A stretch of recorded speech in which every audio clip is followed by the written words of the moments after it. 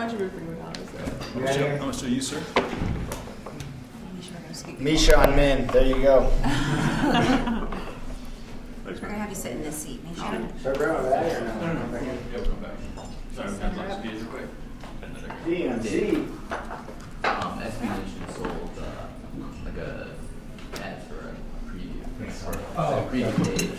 Like this for all of our coverage of it. Yeah, they were like, yeah. He didn't send that to everyone? He didn't send that to everyone, Brian? Yeah. I don't have any more.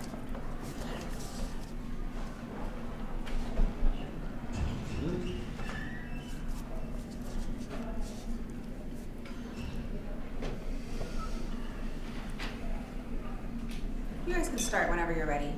Yeah.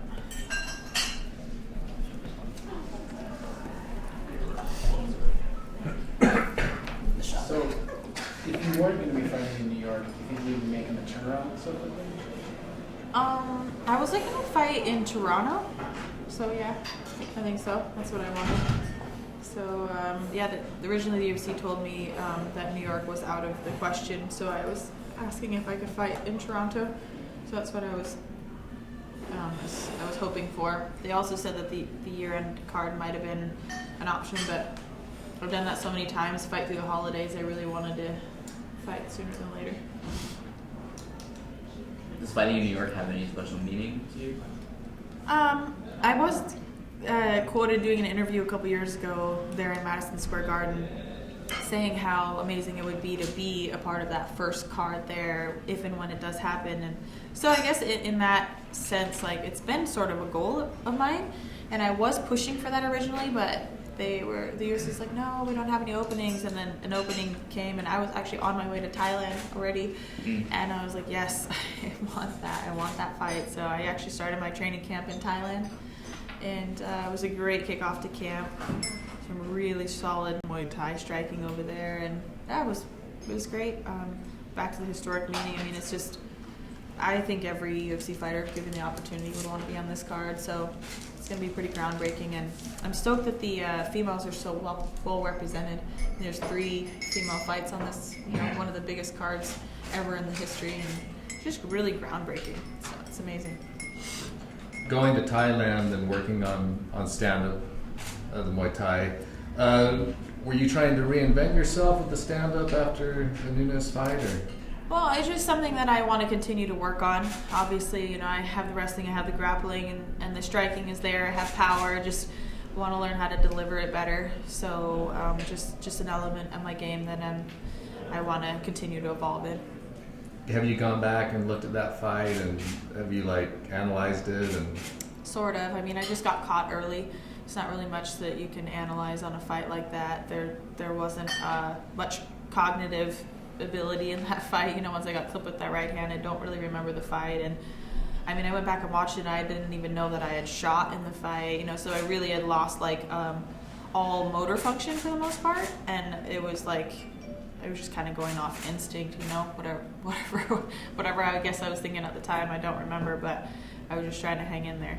Is it weird watching a fight where you don't remember doing what you did? Yeah, it is strange. Really was like, what? I don't remember that. I don't remember this. But it's so crazy. Being rocked that hard, you really lose the ability to you don't have any strength.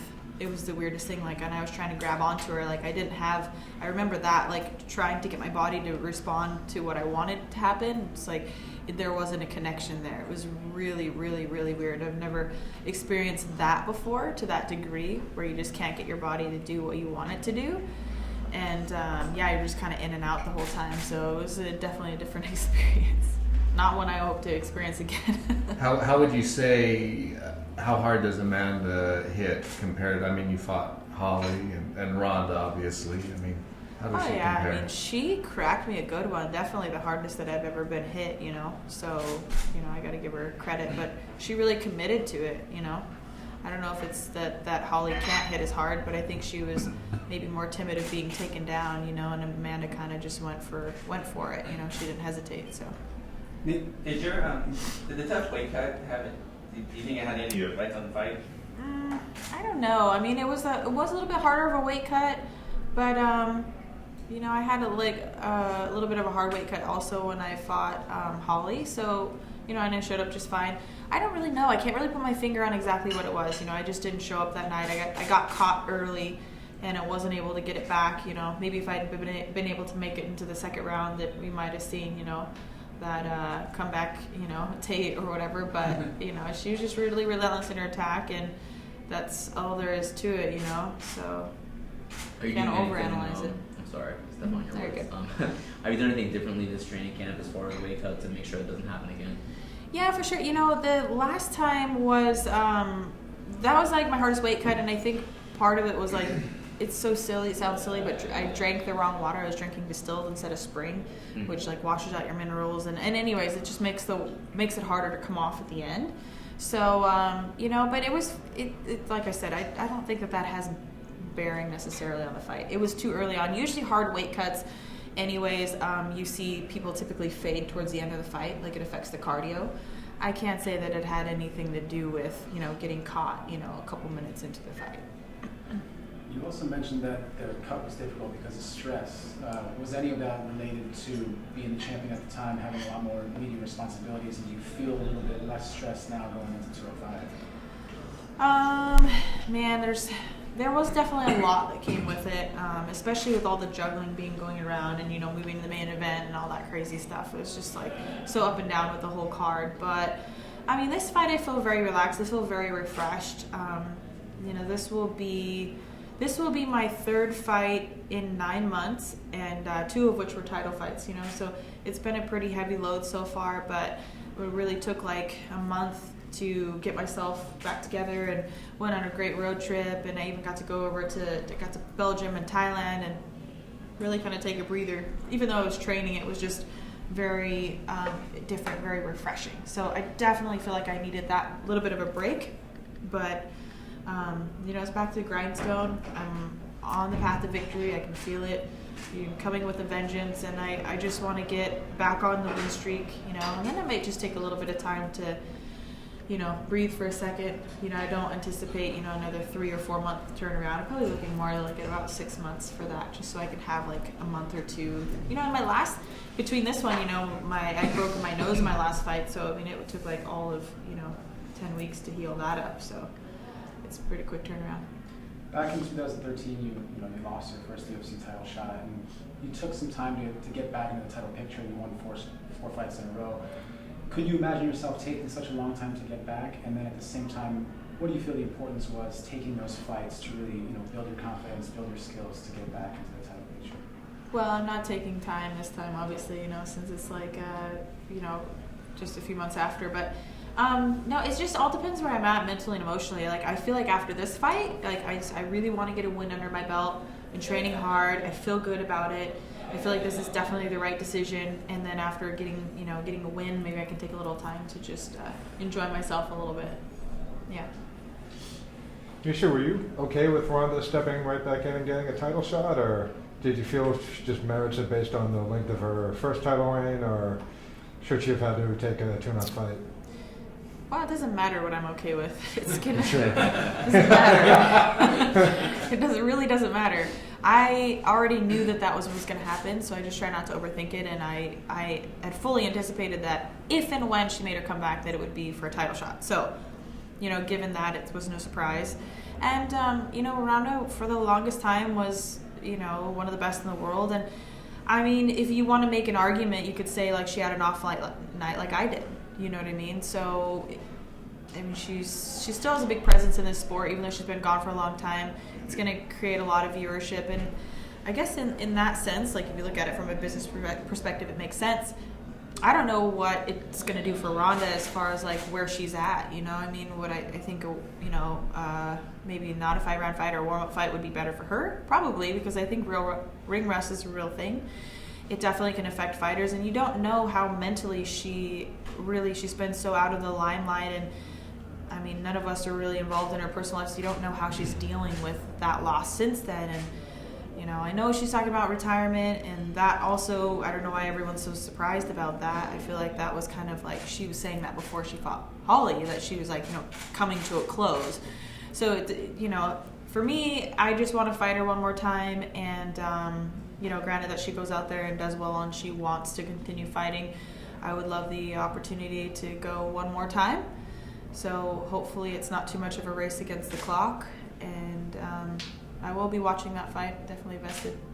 You fought both Amanda and Ronda. If you take her emotional state aside, who do you think is the better fighter, the more difficult, who do you think is going to take home the win on 205? Ooh, that is really, really hard for me to say. I feel like there's so many X factors, and we've just never seen Ronda in this state and been out for so long, and having been knocked out, that sense of invincibility has to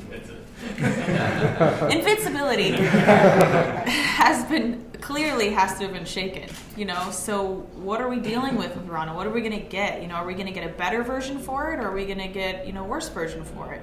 And I question that a little bit, being that it's taken her so long to even want to come back, and so I don't know, but I do believe I have a better grasp on where Amanda's at, and I think that she's at an all-time high, and she's very confident in her ability right now, and she delivers.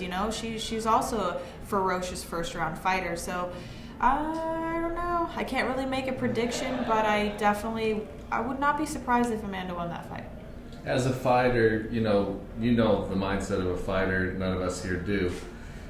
When somebody's been out like Ronda, and then before she even has her comeback fight, mentions retirement, do you think that bodes well for the commitment, or do you think it really doesn't matter? I think every fighter's different. The only thing that I can say is that I question how much she really wants to be doing this. And I can say that if you don't really want to do it, then it's going to affect your ability to train and to push that extra bit in training and in practice. If you don't really want to do it, if you don't really want to be there, if you don't, and I'm not saying she does or doesn't, so I can't say that, but I can say if your heart's not really in it, it's kind of a dangerous sport to play with in that sense. So I don't know. Are you more interested in getting a rematch with Amanda or fighting Ronda again? Well, it depends who has the belt. Obviously, that's my number one goal. I do want to fight. I want to fight them both again, but I have more of a sense of urgency to want to fight Ronda because I don't know when she's gonna want to not do this. When she's gonna leave the sport. I think Amanda will be here for some time. And looking at your fight with Raquel, both of you have fought Holly and both of you have fought Kat Zingano.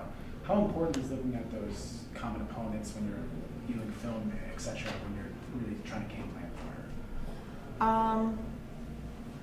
I leave most of the film watching up to my coaches. I do watch, but I don't really dwell in that. I kind of let my coaches break everyone down, and we do have some common ground in opponents. That's to be expected as you fight longer and longer in the UFC. But her fight with Holly, I don't really use that as a gauge because Holly fights so differently than I do that I don't think that we're going to see the same Raquel, fighting as she would be fighting Holly as she would be fighting me. Holly and I are stylistically just about polar opposite. So that the Zingano fight, yeah, a little bit more, but that was a while ago also. So yeah, I don't know. So some of us are streaming live right now. You have a huge fan base, many of those being male. Question that's coming up right now. Everyone wants to know. So you can't get out that invincibility thing. You can't edit that. Oh. Right, sorry. I'm kidding. But the question that many of them have, it's not related to fighting. They want to know: are you single right now? Oh, that's a question I'm not even going. It's not even fight related. It's not fight focused. So it's personal life is personal life, and I'm just focused on the fight. So no dating for the fan base. Right. Got it. Miesha, you know Raquel pretty well, from the show. Obviously, you've trained with her before. Does that help at all? Is that any kind of advantage, kind of already knowing what she is as a fighter and kind of rolling with her and that kind of stuff? Well, yeah, I suppose in a way it is, but she knows me too, so it just depends on how you want to look at it. We both kind of have an idea what each other's good at and whatnot, but it also has been a while since we've trained together, and I believe that Raquel's the kind of fighter that's constantly evolving. She is a very tenacious person, and I've seen her training when I coached her on The Ultimate Fighter, and she was the first one to really want to train with the guys, and she's tough, she's durable, She's got some great qualities about herself, you know. So there's still a bit of mystery. You still don't know what it's like to get in and fight someone at 100% until you do so. So even though we have trained here and there, and I have coached her and stuff, you know, I can't say that I completely know what to expect when I step in the cage. Beyond you and Ronda and Amanda and Holly and now Valentina Shevchenko, it seems like there's a bit of a break in the division between the five of you and the rest. In what way do you feel like it's dangerous to take on someone like Raquel, who's lower ranked and maybe less known? You know, I actually see it as the opposite. I think that because she's on a win streak and because she's doing so well, I think it was really cool that the UFC would give me someone of her accomplishments and everything that she's been doing. You know, she fought Holly Holm to a split decision. That was before Holly was really well known, so I think a lot of that flies under the radar, you know. But it was a very competitive fight, and she's been beating and finishing girls. You know, I think if I remember right, she's on a 4-fight win streak. Is that correct? Anybody know? No, I don't know either. Yeah, I'm not 100% sure, but she's on a good win streak right now. So she's hot, she's up and coming, she's hungry, and those are the kinds of girls I want to fight. I don't really want to fight girls coming off of losses right now, even though I know obviously mine was a loss, but. Like for my personal vendetta, like I want to fight girls who are doing well, and Raquel is doing really well right now. She's definitely one of the, I think she next to Juliana has one of the best, you know, or you know right there with Juliana has the best win streak in the division. So it says a lot that they would match me up, and she's still ranked inside the top 10. And you know she might be a bit of a dark horse. Some people don't really necessarily know who she is, but I think after you know this fight, it'll definitely, you know, even in the loss, you know, I plan on going out there and winning. So, you know, even if she loses to me, I still think it does a lot of good things for her. How close do you think Juliana Peña is to getting a title fight?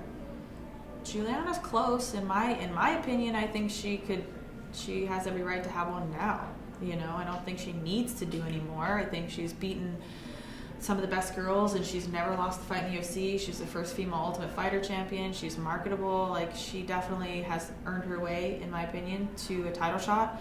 But you know what you have earned and what happens isn't always the same thing. You know, there is also the entertainment aspect of this, and that part is completely up to the UFC and how they choose to market. So, I mean, I can't argue with that, but at the same time, you know, I would like to see Juliana get in there and get in the mix. I think she's earned it, but they might be looking to have her fight one more time before, but we'll see.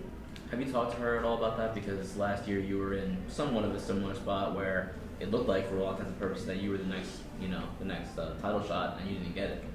Have you talked to her at all about that, your experience with that situation? Yeah, we have spoken a little bit, and I told her basically what I told you guys. Like, you're there, you've earned it, I get it, you know, and I don't know what, you know, it's up to her and her coaches, like what decisions they make, and you know, fights, if they're gonna fight more, if they're gonna wait and you know see if they can get that title shot. But yeah, I can definitely relate. So I have spoken to her a little bit about that. Anybody else? How do you see the division shaking out in 2017? Because let's say you beat Raquel, and you know you're right there for the title shot. You know, Holly Holm is also fought me 2 in a row, but she's still a marketable name. Then you have, like, you know, the Cyborg fight that people are talking about fighting Cyborg. It's a very, like, kind of an influx right now in the division, right? Yeah, it's very strange, actually. I have no idea what's going on with the Cyborg thing. Everybody keeps asking me, would you fight her? Yeah, I would fight her, and that seems to, like, irritate her or something. I can't tell. Maybe she doesn't run her Twitter, but it seems pretty, like, irritated. I don't think she runs her Twitter. Yeah, I was going to say, whoever runs your Twitter is, like, needs to... But anyways, yeah, it's going to be really interesting, actually. And people have asked me, like, oh, who do you want to fight next? I'm like, well, there's a lot of shaking out to do. Like I said, you know, with Ronda coming back, is she going to stay back? Like, if she loses, if she wins, Amanda, the belt, where's it going to be? Obviously, I'd like my next fight to be a title fight. That's what I would prefer. But it depends on a lot of different things. So I just don't want to get ahead of myself. The only thing that I know is November 12th. Pennington, New York, UFC 205. So that's it, you know, for the moment. If you were the UFC, what would you do with Cyborg? Because she doesn't have a division. You know, there isn't a huge talent pool at 145. You know what? I mean, but she's obviously a draw. If you want to see her fight, she's dominant. She's a champion. What do you do with it? I'm glad I don't have to answer that question. That is a tough spot. I don't know. I think they've been doing the best that they can. You know, having a catch weight of 140 and there's plenty of women at 135 that will step up to the challenge and fight her. So I think if she wants to continue that route, or maybe there's more that can be done to help her get her weight down and make that final cut. I know she made 139 the fight before this last one. I mean, it's 3 more pounds. It is a lot, but I think with proper diet, like, maybe it could be possible. So I don't know. I guess it really just depends. That is a question I'm glad I don't have to answer. You spent time with Chris filming Fight Valley. Did you guys get along? You have some experience with her. Yeah, no, we got along great, which is, like I said about her Twitter, it's like, I think someone else runs it. Yeah, so anyways, but yeah, no, we got along great, and we've always seemed to get along great, in person, so unless that's changed, it's still the same for me. Yeah, she's actually a really funny person. She's pretty cool. What other fights on the UFC 205 fight card are you looking forward to? Cowboys fight. Gonna give him a little shout out over here. That's gonna be a good one, and I'm also looking forward to the 115-pound fight. I think that's gonna be a great one. The title fight will be, very fascinating. I love watching Joanna work. She's definitely a machine on her feet. She's a strategist to the core, so she's very fun to watch. I'm really looking forward to that one. How do you feel about Conor going for a second belt? Conor does what Conor does, We'll see. It's going to be a good one. I'm excited. I always enjoy watching Conor fight, and he's always highly entertaining, so I think it's cool. I like the fact that he's going 55 again. I think that will be a good weight class for him to settle in at. What are your thoughts on Cyborg at 145? Do you think the UFC should build a division around her? And Well, you asked it a little bit different, but I personally think that 145 should either be an Invicta, or like Cyborg should make the catch weight of 140 or go to 135. I think putting a 145 should come behind adding a 125. So in order of precedence, I think a 125 makes more sense before adding a 145. And the depth at 145 is still, it's getting there, but I don't think it's there's enough 145ers to make a really quality 145-pound division yet. Could you make 125? Well, maybe. I mean, the last couple times has been really strange. I've literally never had trouble in my life making weight, so I think there was definitely some other factors that had to do with that. Diet has been going great this camp. I'm light. It should be absolutely no problem, but I don't see myself probably coming down to 125, in the near future. Unless it really, is appealing financially, I'll probably just stay fat and happy at 135. Like you versus Joanna at 125. Yeah, right. Well, man, if show me the money, show me the money, and I might diet. I'll only eat half that steak that I just ate. Any other questions? All right. Thanks, Miesha. Thank you. Thanks, Miesha. Thanks. No problem. Photos? Yeah, one of you can go. Perfect. Are we on the light? Where would you like to do that? I could just, if you guys don't mind leaving your lights on, Okay, right. just, if Miesha wouldn't mind just turning her on. Yep. Perfect. You guys make a nice backdrop. Can I stand up? Okay. There we go.